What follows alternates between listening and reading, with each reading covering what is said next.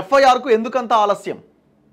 వైద్య విద్యార్థిని హత్యాచార ఘటనపైన బెంగాల్ ప్రభుత్వాన్ని నిలదీసిన సుప్రీంకోర్టు. పోలీసులు కాలేజ్ ప్రిన్సిపల్ తీరుపైన ఆగ్రహం.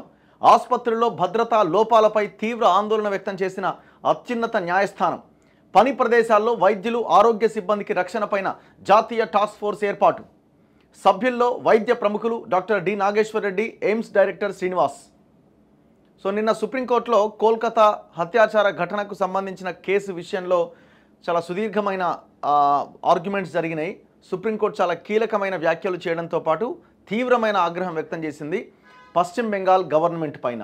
యావత్ దేశాన్ని నిర్ఘాంతపరిచిన కోల్కతా వైద్య విద్యార్థిని హత్యాచార ఘటనపైన సర్వోన్నత న్యాయస్థానం తీవ్ర ఆవేదన వ్యక్తం చేసింది. ఆర్జీకార్ వైద్య కళాశాల ఆసుపత్రిలో జరిగిన ఈ ఘటనను అత్యంత పాశవికమైనదిగా, భయంకరమైనదిగా పేర్కొంది. ఈ కేసులో ఎఫ్ఐఆర్ దాఖలు చేయడంలో జరిగిన అసాధారణ జాప్యంపైన వెస్ట్ బెంగాల్ గవర్నమెంట్ను తప్పుపట్టింది. నేర స్థలం సంరక్షణలో వైఫల్యానికి పోలీసులను నిలదీసింది. వైద్య కాలేజ్ ప్రిన్సిపల్ వ్యవహరించిన తీరుపైన మండిపడింది. వైద్య సేవల రంగంలో పనిచేస్తున్న మహిళలు, యువ వైద్యులు, సిబ్బంది భద్రత విషయంలో సంస్థాగత లోపాలు ఉన్నాయంటూ ఆందోళన వ్యక్తం చేసింది. వైద్య విద్యార్థినిపై హత్యాచార ఘటనను సుమోటోగా స్వీకరించిన సుప్రీంకోర్టు మంగళవారం విచారణ చేపట్టింది. ఈ నెల 22వ తేదీలోపుగా కేసుకు సంబంధించిన పూర్తి నివేదిక సమర్పించాలని బెంగాల్ ప్రభుత్వాన్ని ప్రధాన న్యాయమూర్తి జస్టిస్ డివై చంద్రచూడ్ నేతృత్వంలోని ధర్మాసనం ఆదేశించింది.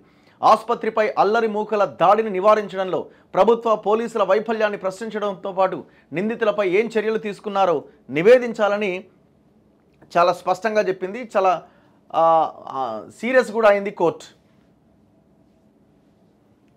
ఎఫ్ఐఆర్ ఎందుకు లేటుగా ఫైల్ చేశారన్నది కోర్టు అడిగిన ప్రధానమైన ప్రశ్న.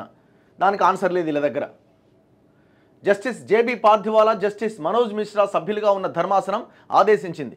బాధితురాలి పేరు, ఫోటో, మృతదేహం, వీడియో దృశ్యాలు మీడియాలో రావడం పైన కూడా ఆవేదన వ్యక్తం చేసింది. సో ఎక్కడా కూడా చూపించకూడదు, కానీ చూపిస్తూనే ఉన్నారు మీడియా, ముఖ్యంగా సోషల్ మీడియాలో. అంత ఘోరాన్ని ఆత్మహత్య అని ఎలా చెప్పారు? హత్యాచార ఘటనను తెల్లవారుజామున గుర్తించినట్టుగా తెలుస్తోంది. వైద్య college principal doctor Sandeep Ghosh దీన్ని ఆత్మహత్యగా చిత్రీకరించే ప్రయత్నం చేశారు. అంత ఘోరం జరిగితే ఆత్మహత్య అని ఎలా చెప్పారు? అతని ప్రవర్తనపై అనుమానాలు ఉన్నప్పుడు వెంటనే మరో కాలేజీకి ఎలా బదిలీ చేశారు? ఎఫ్ఐఆర్ నమోదు కూడా ఆలస్యమైంది. మధ్యాహ్నం 1:45 నుంచి 4 గంటల మధ్య శవ పరీక్ష పూర్తయింది. కానీ మృతదేహాన్ని అంత్యక్రియలకు అప్పగించిన 3 గంటల తర్వాత, అంటే రాత్రి 11:45 ఎందుకు ఎఫ్ఐఆర్ నమోదు చేయాల్సి వచ్చింది? ఆసుపత్రి అధికారులు, కోల్కతా పోలీసులు అప్పటి వరకు ఏం చేస్తున్నారు అని ధర్మాసనం పలు ప్రశ్నలు సంధించింది. ఎప్పుడో ముందు రోజు రాత్రి జరిగింది, తెల్లారి గుర్తించారు, మధ్యాహ్నానికి పోస్ట్ మార్టం అయిపోయింది, ఆ రోజు అర్ధరాత్రి 12 గంటలకి ఎఫ్ఐఆర్ ఫైల్ అయిందట. చూడు ఎట్లుందో. ఈ కేసు దర్యాప్తు స్థాయి నివేదికను ఈ నెల 22 కల్లా సమర్పించాలని సిబిఐని ఆదేశించింది. ఎందుకంటే ఈ కేసు సిబిఐకి ఇచ్చారు. విధుల్లోకి రావాలని వైద్యులకు సూచన.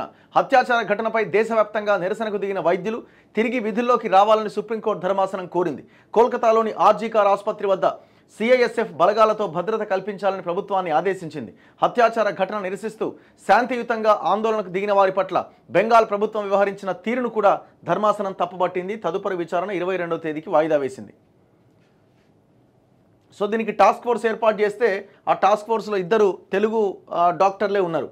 ఒకరు doctor D Nageshwar Reddy and doctor Srinivas. Nageshwara Reddy గారు ఇక్కడ గ్యాస్ట్రోఎంట్రాలజీలో ఫేమస్ డాక్టర్ అయిన ఆయనని ఈ టాస్క్ ఫోర్స్లో సభ్యుడిగా నియమించింది. సుప్రీంకోర్టు నియమించిన టాస్క్ ఫోర్స్లో సభ్యులైన doctor D Nageshwar Reddy, doctor Srinivas Hyderabad కేంద్రంగా వైద్య రంగంలో ప్రఖ్యాతి పొందారు. పద్మశ్రీ, పద్మభూషణ్ అవార్డు గ్రహీతలైన డాక్టర్ నాగేశ్వర్ రెడ్డి నిమ్స్లో అసిస్టెంట్ ప్రొఫెసర్గా, గుంటూరు వైద్య కాలేజీలో ప్రొఫెసర్గా పనిచేశారు. అనంతరం ఏఐజీ ఆసుపత్రులు ప్రారంభించి వైద్య సేవలు అందిస్తున్నారు. ప్రముఖ పీడియాట్రిక్ సర్జన్ అయిన శ్రీనివాస్ ఎంతోమంది వైద్య విద్యార్థులకు శిక్షణ ఇచ్చారు.